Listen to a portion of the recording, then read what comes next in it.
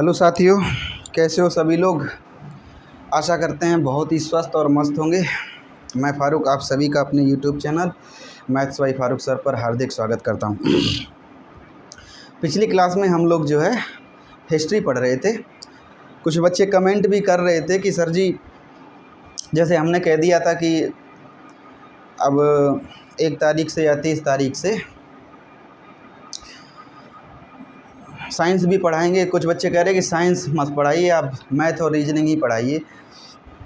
Math reasoning पढ़ाने में समस्या नहीं है कोई भाई, कोई समस्या नहीं है उसमें। बस एक बात की दिक्कत ये है कि अगर हम अब जो हमसे ऑफलाइन बच्चे लोग पढ़े हैं वो जानते हैं कि है ना, गणित और रीजनिंग पढ़ाते रहे हैं पहले, और गणित और रीजनिंग में समस्या कोई नहीं है बच्चों। बस ये दिक्कत है कि अगर हम गणित पढ़ाने लगे तो उसमें कई कैटेगरी में लोग बढ़ जाएंगे। कोई कहेगा सर जी एडवांस मैथ पढ़ाइए, कोई कहेगा अर्थमेटिक पढ़ाइए। अच्छे लेवल का पढ़ाने लगे तो कोई बच्चा कहेगा अरे गुरुजी आप तो सीजीएल लेवल की पढ़ा रहे, हमें मैथ पढ़नी है ग्रुप डी, यूपी पुलिस, ये छोटे मोटे एग्ज़ाम जीडी वगैरह की। अब पता लगे थोड़े कम लेवल का पढ़ाने लगे तो कुछ लड़के ये कहने लगे गुरुजी अरे तुम तो बहुत कम लेवल का पढ़ा रहे हो और हम सीजीएल का फॉर्म भरे हुए हैं, ऐसे सीजीएल थोड़ी निकलेगा। मैथ में कई कैटेगरी बढ़े, लेकिन फिर भी हम मना नहीं कर रहे भाइयों। अगर आपको गणित और रीजनिंग पढ़ना है हमसे तो आप ऐसा कीजिए, बच्चे लोग जो है इकट्ठे हो जाइए और एक टाइम डिसाइड कर लीजिए। वो गणित और रीजनिंग हम लाइव पढ़ा देंगे आपको, लाइव। और लाइव में मज़ा आएगा। लाइव में हम आपसे क्या है बातें कर सकते हैं, हमारा आपका जो है कांटेक्ट बना रहेगा, है ना। तो आप टाइम डिसाइड कर लेते हैं, लाइव पढ़ा देंगे। रिकॉर्डेड फॉर्म में मैथ रीजनिंग में मज़ा नहीं आएगा, है ना। मज़ा हालांकि रिकॉर्डेड फॉर्म में जीएस में भी नहीं आता, लेकिन हम धीरे धीरे हम लोग जो है उसकी तरफ भी आगे बढ़ेंगे। जीएस भी जो है लाइव हम लोग पढ़ाने लगेंगे, है ना। चलिए स्टार्ट करते हैं। हम लोगों को आज पढ़ना है जैन धर्म। क्या पढ़ना है? जैन धर्म, मोस्ट इम्पोर्टेंट। यहाँ से क्वेश्चन भी बन जाता है ना। जैन धर्म, बताइए जैन धर्म जो है इसमें क्या कहा गया है? तो जैन धर्म में कहा गया है कि भैया पुनर्जन्म होता है, इंसान जन्म लेता है और पूरी ज़िंदगी काटता है ना।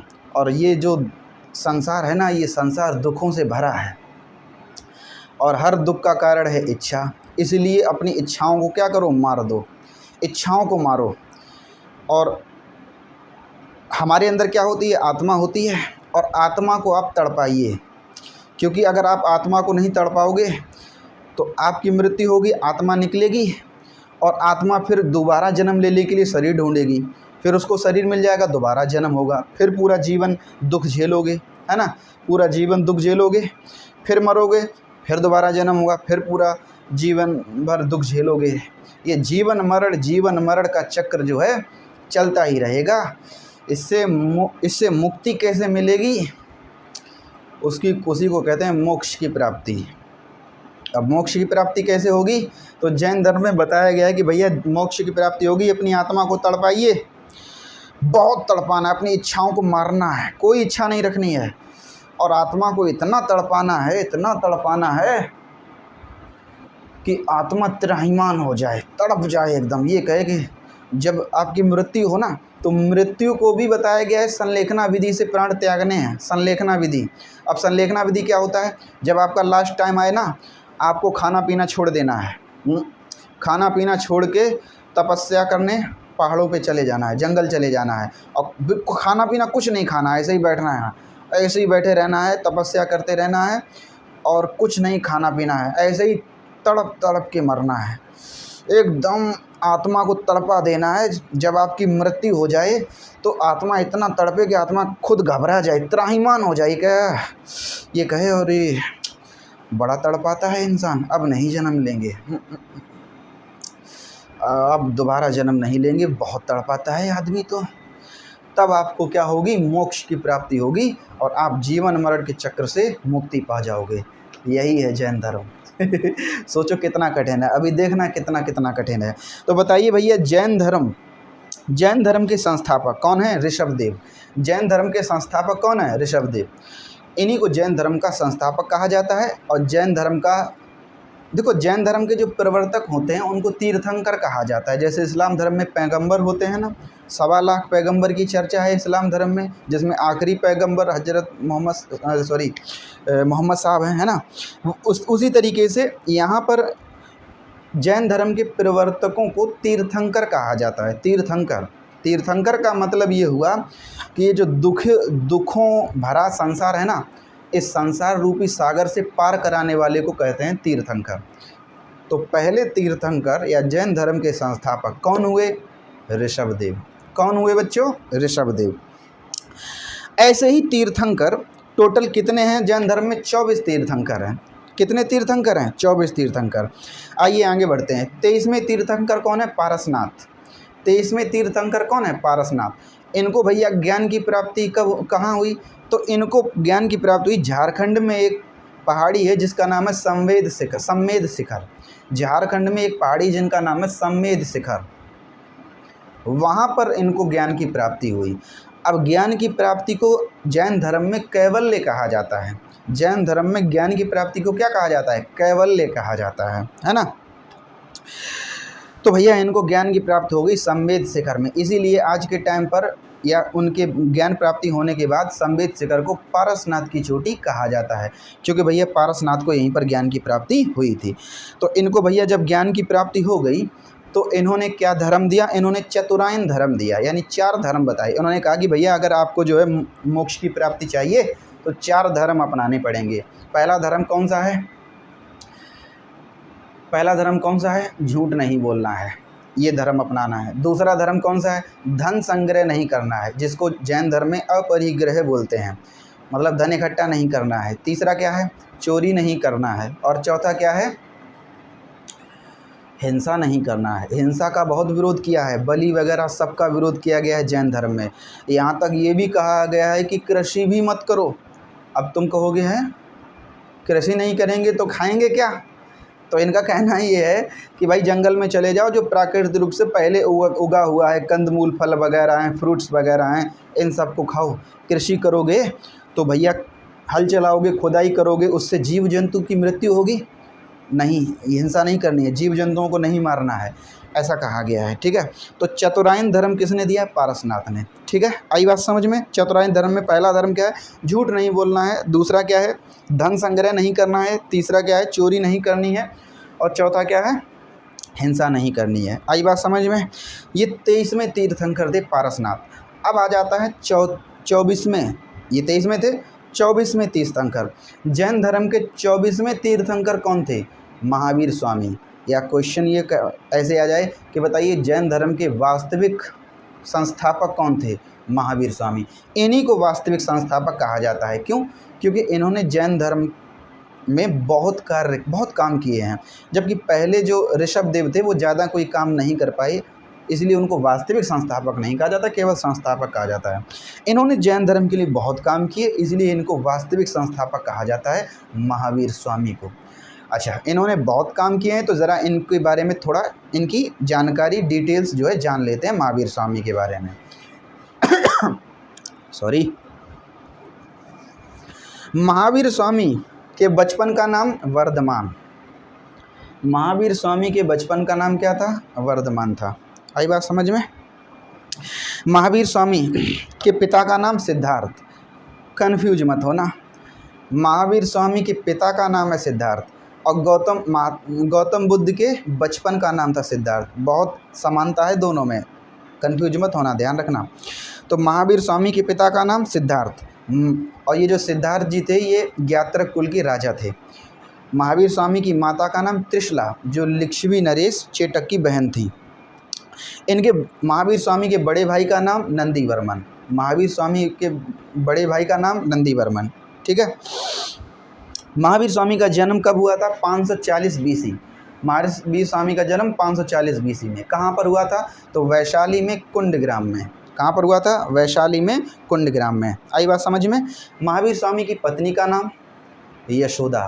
कन्फ्यूज मत होना, महावीर स्वामी की पत्नी का नाम यशोदा और महात्मा बुद्ध की पत्नी का नाम यशोधरा। महात्मा बुद्ध की पत्नी का नाम यशोधरा, महावीर स्वामी की पत्नी का नाम यशोदा। कन्फ्यूज मत होना, ठीक है। अच्छा, शादी हुई तो बच्चे भी होंगे। तो महावीर स्वामी की बेटी का नाम, इनकी एक बेटी हुई थी, इनकी बेटी का नाम था प्रियदर्शनी, या इन्हीं को अनुजा बोलते हैं। अब बेटी है तो दामाद भी होंगे। तो महावीर स्वामी के दामाद या अनुजा के पति प्रियदर्शनी के पति जमाली, और महावीर स्वामी के पहले बौद्ध भिक्षु भी कौन थे? जमाली थे, यही थे। ठीक है, चलिए, ये इनकी निजी जानकारी थी महावीर स्वामी के बारे में। महावीर स्वामी को जैन धर्म का वास्तविक संस्थापक बोला जाता है। ये राजा के बेटे थे, यानी ये खुद राजा थे, लेकिन इन्होंने जीवन मरण के चक्र को समझने के लिए, ज्ञान की प्राप्ति के लिए राजा के जीवन को पूरी तरीके से त्याग दिया, और ये निकल गए कहाँ की ओर? जंगल की ओर। भाई जंगल में निकल गए ज्ञान की प्राप्ति की तलाश में, 30 वर्ष की आयु में। जब ये 30 वर्ष की आयु के थे तो इन ज्ञान की प्राप्ति की तलाश में निकल गए और 12 साल की कठोर तपस्या करी। कितने साल की? 12 साल की भैया। 12 साल की कठोर तपस्या करी, और 12 साल की कठोर तपस्या के बाद इनको ज्ञान की प्राप्ति हुई। कहाँ ज्ञान की प्राप्ति हुई? तो इनको ज्ञान की प्राप्ति हुई, गांव का नाम था जाम्बिक। जाम्बिक ग्राम में साल वृक्ष के नीचे ऋजुपालिका नदी के तट पर, जाम्बिक ग्राम में साल वृक्ष के नीचे ऋजुपालिका नदी के तट पर इनको ज्ञान की प्राप्ति हुई। और मैंने बताया जैन धर्म में ज्ञान की प्राप्ति को क्या कहा जाता है? कैवल्य कहा जाता है। जैन धर्म में ज्ञान की प्राप्ति को कैवल्य कहा जाता है। तो महावीर स्वामी को ज्ञान की प्राप्ति हुई जाम्बिक ग्राम में साल वृक्ष के नीचे ऋजुपालिका नदी के तट पर इनको ज्ञान की प्राप्ति हो गई। जब महावीर स्वामी को ज्ञान की प्राप्ति हो गई तब ये क्या कहलाए? जीन या निग्रोध। तब इनको कहा गया जीन या निग्रोध। जीन का मतलब होता है विजेता, निग्रोध का मतलब होता है बंधन से मुक्त, है ना। तो भैया महावीर स्वामी को ज्ञान की प्राप्ति हो चुकी है, अब ये विजेता बन चुके हैं, और ये निग्रोध मतलब अब ये बंधन से मुक्त हो चुके हैं। अब ये जीवन मरण का चक्र समझ चुके हैं, कैसे मोक्ष की प्राप्ति करनी है, सब समझ चुके हैं। अब भैया ये बंधन से मुक्त है, इनके लिए माता पिता, भाई बहन, बेटा बेटी का कोई मतलब नहीं है। अब ये बंधन से क्या हो चुके हैं? मुक्त हो चुके हैं। ठीक है, ज्ञान की प्राप्ति हो चुकी है महावीर स्वामी को। और जब महावीर स्वामी को ज्ञान की प्राप्ति हो गई, इन्होंने अपना पहला उपदेश दिया। Most important question, Mahavir Swami ने पहला उपदेश कहाँ दिया? पावापुरी में। सॉरी, गलती होगी, मिस्टेक हो रही। पहला उपदेश कहाँ दिया? राजगीर में दिया था। ठीक है, किस भाषा में दिया था? प्राकृत भाषा में। प्राकृत भाषा को ही अर्धमागधी भाषा बोला जाता है। ये प्राकृत भाषा बहुत कठिन होती है, जल्दी समझ में नहीं आती है ना। तो महावीर स्वामी ने अपना पहला उपदेश राजगीर में, अंतिम उपदेश दिया था कहाँ पर? पावापुरी में। महावीर स्वामी ने अपना अंतिम उपदेश कहाँ दिया था? पावापुरी में। महावीर स्वामी ने अपना अंतिम उपदेश पावापुरी में दिया था। आई बात सभी इसके समझ में? ठीक है, अंतिम उपदेश पावापुरी में दिया था। चलिए आगे बढ़ते हैं। देखिए महावीर स्वामी ने कौन सा धर्म दिया? पंचायन धर्म। इनसे पहले जो पारसनाथ जी थे उन्होंने कौन सा धर्म दिया था? चतुरायन धर्म। महावीर स्वामी ने पंचायन धर्म दिया, मतलब ये जो 4 धर्म थे, पारसनाथ ने जो 4 चतुरायन धर्म दिया था, 4 धर्म दिए थे। पहला, झूठ नहीं बोलना है। दूसरा, धन संग्रह नहीं करना है। तीसरा, चोरी नहीं करना है। चौथा, हिंसा नहीं करनी है। महावीर स्वामी ने कहा कि भैया ये जो 4 धर्म हैं बिल्कुल सही हैं आपके, लेकिन आप इनका पालन नहीं कर पाओगे जब तक आप ब्रह्मचर्य जीवन नहीं अपनाओगे, तब तक ये 4 धर्मों का पालन नहीं होगा।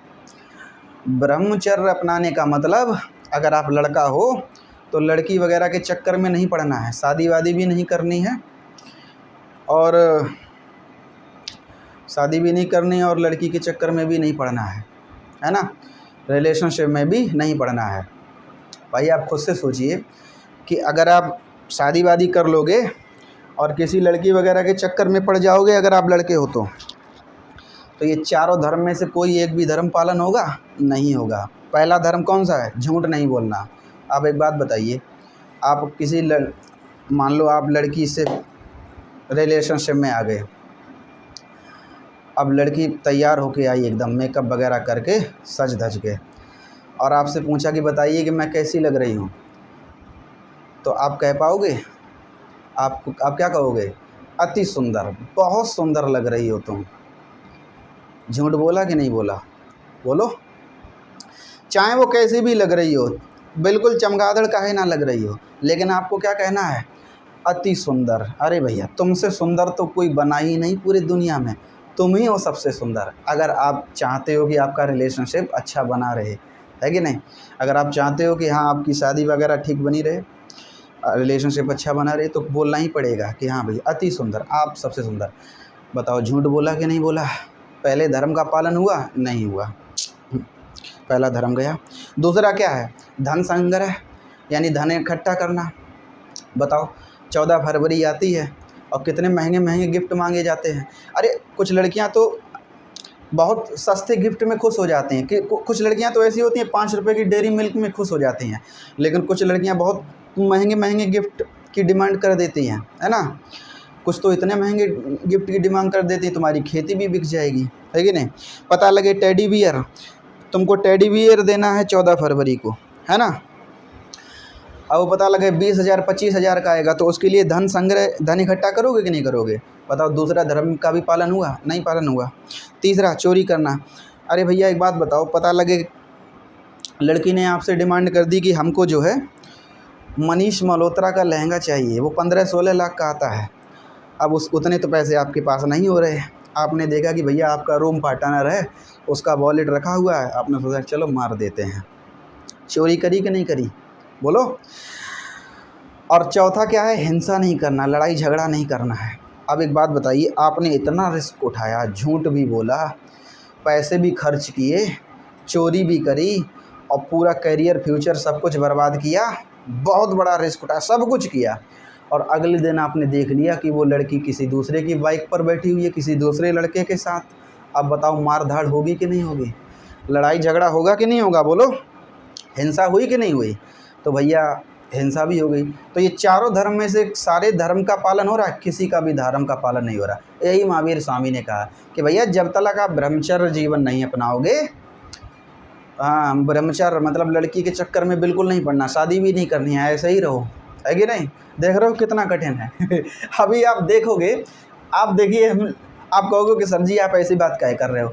देखो हम लोग इतिहास पढ़ रहे हैं, और जब तक हम लोग इतिहास पढ़ रहे हैं, आपको 2 चीज़ें तो बार बार मिलती रहेंगी। पहले तो प्रेम, लड़कीबाजी का चक्कर, और दूसरा युद्ध। ये 2 चीज़ें हैं जिनकी आपको बार बार चर्चा मिलती है। और ये अभी तो शुरुआत है, अभी देखना, ये हर किसी में चर्चा आई। पहले के राजा महाराजा बड़े मतलब पहले के राजा जो है बड़े मतलब इस मामले में वैसे हुआ करते थे, रंगीन। गए पता लगे टहलने, अगर कोई पसंद आ गया कि हाँ चलो तुम ही महारानी हो।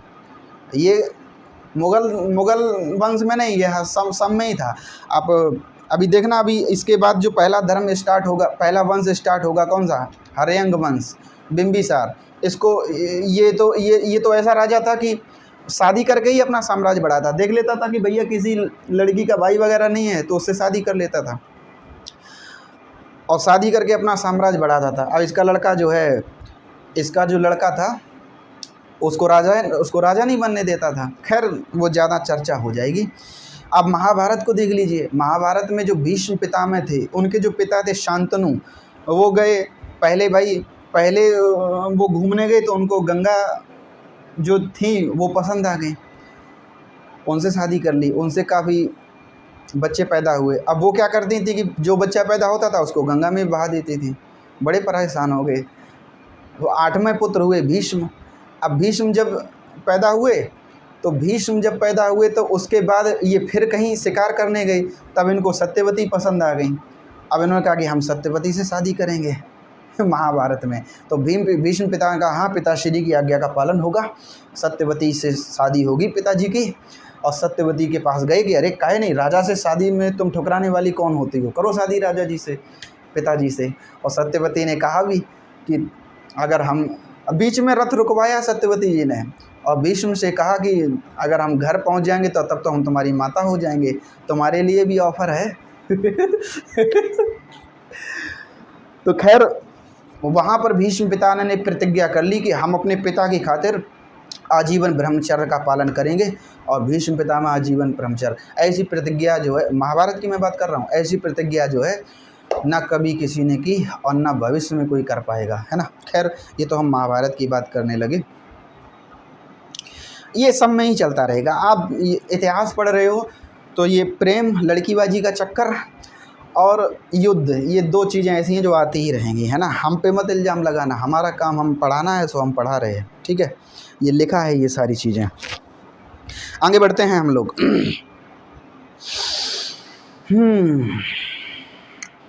तो महावीर स्वामी ने कौन सा धर्म दिया? पंचायन धर्म। पारसनाथ जी ने कौन सा धर्म दिया? चतुरायन धर्म, ठीक है। फिर महावीर स्वामी ने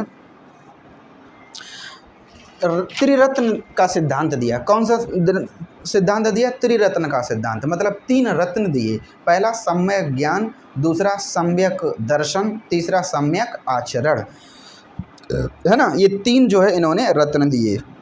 सम्यक ज्ञान यानी आपको ज्ञान अच्छा होना चाहिए।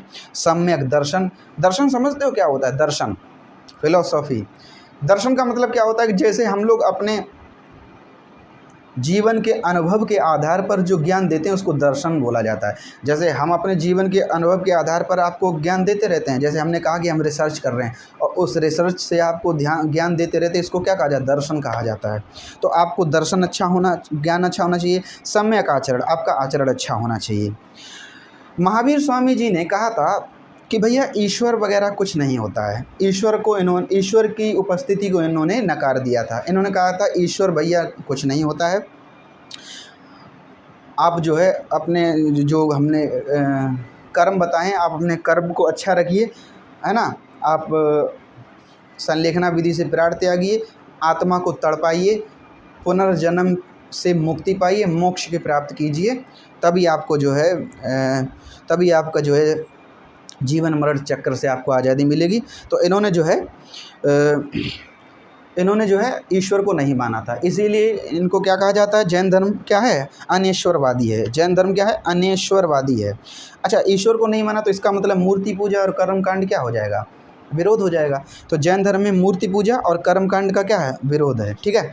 क्या महावीर स्वामी ने पुनर्जन्म को माना है? बिल्कुल माना है। इन्होंने खुद ही कहा है कि भैया पुनर्जन्म होता है, बार बार इंसान जन्म लेता है, फिर मरता है, फिर जन्म लेता है, फिर मर लेता है। इससे आज़ादी पाने के लिए आपको मोक्ष की प्राप्ति करनी पड़ेगी, ठीक है। आत्मा क्या है? अमर है, बार बार जो है जन्म लेती है ना। इन्होंने आत्मा को माना है, आत्मा अमर है, बार बार जन्म लेती है। आत्मा को तड़पाना है, इतना तड़पाना है आत्मा को, मना कर देगा भैया आदमी बहुत तड़पाता है, अब नहीं जन्म लेंगे, है ना। तभी आपको क्या मिलेगी? मोक्ष की प्राप्ति होगी। तभी आपको किसकी प्राप्ति होगी? मोक्ष की प्राप्ति होगी, ठीक है। महावीर स्वामी ने क्या हिंसा को बढ़ावा दिया है? नहीं, इन्होंने हिंसा के लिए बिल्कुल मना किया है। यहाँ तक कि युद्ध से मना किया, कृषि को भी मना किया। सोचो कितना कठिन है। जैन धर्म ज़्यादा विकास इसीलिए नहीं हो पाया। अभी हम बताएंगे आपको कि जैन धर्म का ज़्यादा विकास क्यों नहीं हो पाया। कृषि और युद्ध पर इन्होंने क्या लगाया है? विरोध जताया है। आई बात समझ में? जो महावीर स्वामी ने जो अपने उपदेश दिए हैं उसको किस पुस्तक में रखा गया है? 14 पूर्वी पुस्तक में जो है इनके उपदेशों को रखा गया है, ठीक है। महावीर स्वामी ने अनेकांतवाद की चर्चा की है। ये कहा है कि आपको एकांत में नहीं रखना है, अकेले में नहीं रहना है, सबको साथ में रहना है। इन्होंने अनेकांतवाद पर बल दिया है। आई बात समझ में? अब महावीर स्वामी की मृत्यु की बात। महावीर स्वामी की मृत्यु कब हुई? जब ये 72 वर्ष की आयु के थे। 468 BC में पावापुरी में इनकी क्या हो जाती है? मृत्यु हो जाती है। महावीर स्वामी की मृत्यु, जन्म, मोस्ट इंपॉर्टेंट क्वेश्चन है, पूछा जाता है, ध्यान देना। महावीर स्वामी की मृत्यु कब हुई? 72 वर्ष की अवस्था में 468 BC में पावापुरी में इनकी क्या हो गई? मृत्यु हो गई, ठीक है। जब महावीर स्वामी की मृत्यु हुई तब उनके बाद जो पहला उपदेश दिया वो किसने दिए? आर्य सुधर्मा। महावीर स्वामी की मृत्यु के बाद जो पहला जैन धर्म में उपदेश दिया गया वो किसने दिया? आर्य सुधर्मा ने। आर्य सुधर्मा के 2 अनुयायी थे, प्रिय अनुयायी। आर्य सुधर्मा जी के 2 प्रिय अनुयायी थे। कौन कौन से? एक थे स्थूलबाहु और एक थे भद्रबाहु। आर्य सुधर्मा के 2 प्रिय अनुयायी कौन थे?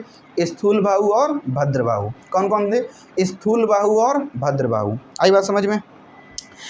अब इस समय पर क्या था कि ये जो सारे के सारे जो जैन धर्म चल रहा था वो कहाँ पर चल रहा था? उस समय मगध जो महाजनपद था वो बहुत विकसित हो चुका था और बाद बाकी 16 महाजनपद पर इसने अधिकार कर लिया था, सिर्फ एक को छोड़कर, नीचे वाला माहिष्मति। बाहुबली मूवी देखी है?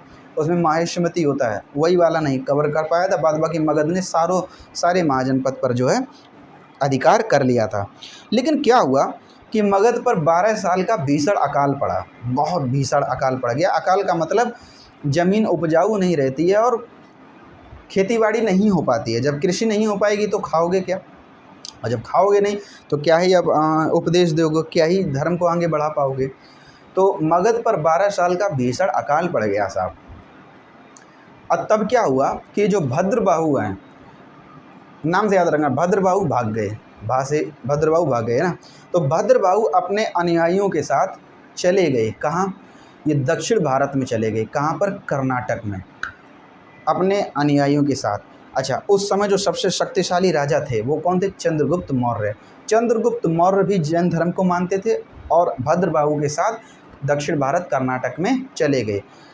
और वहीं पर चंद्रगुप्त मौर्य जी की मृत्यु हो जाती है। तो क्वेश्चन पूछे, चंद्रगुप्त मौर्य की मृत्यु कहाँ पर हुई थी, कर्नाटक में श्रवणबेलगोला में। कहाँ पर हुई थी, कर्नाटक में श्रवणबेलगोला में चंद्रगुप्त मौर्य की मृत्यु हुई। और चंद्रगुप्त मौर्य चूँकि जैन धर्म को मानते थे, तो ये बताइए, अब बताओ किस विधि से ये अपने प्राण त्यागेंगे, कॉमन सेंस लगाइए। तो जैन धर्म में किस विधि से प्राण त्यागने को बोला गया है, संलेखना विधि से। किस विधि से बोला गया है, संलेखना विधि से। तो चंद्रगुप्त मौर्य ने संलेखना विधि से श्रवणबेलगोला कर्नाटक में जो है अपने प्राण त्याग दिए। आई बात समझ में। और इस तरह से जो है भद्रबाहु और अपने अनुयायी, जब ये मगध पर 12 साल का भीषण अकाल खत्म हुआ तो भद्रबाहु अपने अनुयायियों के साथ वापस लौट आए। चंद्रगुप्त मौर्य तो नहीं रहे, लेकिन बाद बाकी अनुयायी जो है के साथ मगध वापस जो है लौट कर आए। लेकिन जब मगध वापस लौट के आए तब इनका और जो वहाँ मगध में पहले से रह रहे थे स्थूलबाहु, इन दोनों के बीच क्या हो गया, विवाद हो गया। विचारधारा टोटली डिफरेंट हो गई। इसीलिए जैन धर्म जो है 2 भाग में बट गया। यहीं से जैन धर्म 2 भाग में बट गया, है कि नहीं। देखो, हर किसी में मतभेद है। जैन धर्म 2 भाग में बट गया, बौद्ध धर्म भी 2 भाग में बट जाता है, हीनयान और महायान, है ना। इस्लाम धर्म भी 2 भागों में बट गया, शिया और सुन्नी, है ना। हर धर्म में विविधताएं हो गई हैं, हर धर्म में विविधताएं बढ़ गई थी, ठीक है। तो जैन धर्म जो है 2 भागों में बट गया। जो लोग भद्रबाहु के साथ थे वो कहलाए दिगंबर, और जो अनुयायी स्थूलबाहु के साथ थे वह कहलाए श्वेतांबर। आज की डेट में जैन धर्म में जो भी लोग आपको मिले वो श्वेतांबर ही कहलाएंगे, क्योंकि श्वेतांबर को पालन करना थोड़ा इजी है, जबकि दिगंबर के जैन धर्म को पालन करना बहुत टफ हो जाता है कि नहीं। क्योंकि इसमें क्या है, हम आपको बताते हैं। जो श्वेतांबर जैन धर्म वाले थे वो सफ़ेद वस्त्र पहनते थे। स्थूलबाहु के नेतृत्व में जो श्वेतांबर के लोग थे वो सफ़ेद वस्त्र धारण करते थे, जबकि ये जो दिगंबर वाले थे, दिगंबर धर्म के थे, ये तो कपड़े ही नहीं पहनते थे, है ना। इनका मानना था कि चारों दिशाएं हमारी क्या हैं, हमारे कपड़े हैं। ये कपड़े वगैरह ही नहीं पहनते थे, है ना, मतलब वस्त्रहीन ही लोग रहते थे दिगंबर के लोग। और श्वेतांबर के जो लोग थे वो कहते थे कि भैया महिला भी इंसान होती है, महिला को जो है मोक्ष की प्राप्ति हो सकती है। क्योंकि जैन धर्म के जो 19वें तीर्थंकर थे मल्लीनाथ, वो भी तो महिला थे।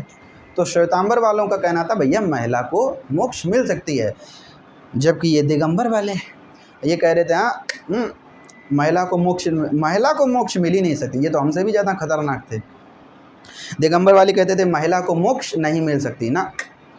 अब जब इन्होंने दिगंबर वालों ने कह दिया कि भैया महिला को मोक्ष मिल ही नहीं सकती, तो महिलाएं टेंशन में आ गई। महिलाएं कहा हैं ये क्या चक्कर है, हमको मोक्ष काहे नहीं मिल सकती, और अगर हमको मोक्ष ना मिली तो हम तो बार बार जन्म लेते रहेंगे दुनिया में, और लड़कों को तो मोक्ष मिल जाएगी तो ये तो दुनिया में जन्म लेंगे नहीं, और हमको मोक्ष नहीं मिलेगी तो हमको तो दुनिया में जन्म लेंगे हम, और जब हम दुनिया में जन्म लेंगे तो लड़के तो होंगे नहीं, तो हम करेंगे क्या यहाँ पर।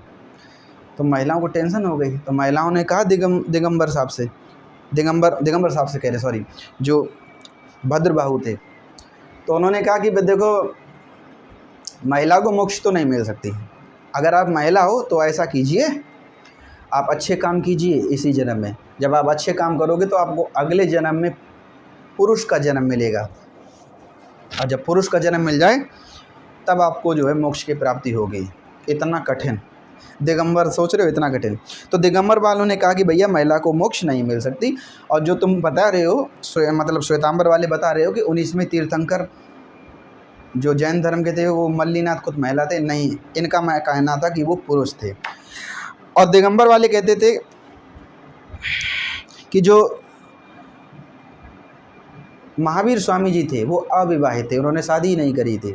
और जबकि श्वेतांबर वाले कहते थे कि जो महावीर स्वामी थे वो क्या थे, उन्होंने विवाह किया था, है ना, विवाहित थे। तो इस तरह से दिगंबर और श्वेतांबर में जैन धर्म जो है बट जाता है। आई बात समझ में मेरे भैया?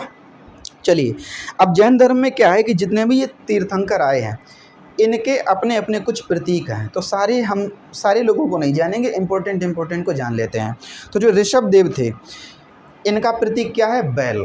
ऋषभ देव थे, इनका प्रतीक चिन्ह क्या है, बैल है। पारसनाथ, इनका प्रतीक चिन्ह क्या है, सर्प। पारसनाथ, इनका प्रतीक चिन्ह क्या है, सर्प। और महावीर स्वामी, इनका प्रतीक चिन्ह क्या है, सिंह, शेर। महावीर स्वामी का प्रतीक चिन्ह क्या है, सिंह, यानी कि शेर। आई बात समझ में? अब हम लोग जैन धर्म में जो संगीतियाँ हुई, मतलब जो बैठक हुई, या आप जिसको कह लीजिए कि जो सभा सम्मेलन हुआ, वो 2 ही हुए, उनकी हम चर्चा कर लेते हैं, जिनको संगीति बोला जाता है। जैन धर्म में 2 संगीतियाँ हुई हैं। पहली संगीति हुई है 300 BC में, कहाँ पर हुई है, पाटलिपुत्र में।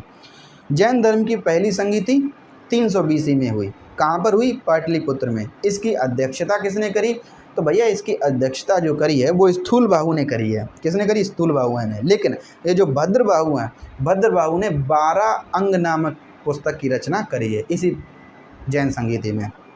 तो क्वेश्चन पूछा जाए कि पहली जैन संगीति कब हुई, 300 BC, कहाँ हुई, पाटलिपुत्र में। अध्यक्षता किसने करी, स्थूलबाहु ने। और भद्रबाहु ने क्या किया, तो 12 अंग नामक पुस्तक की रचना यहीं पर कर दी।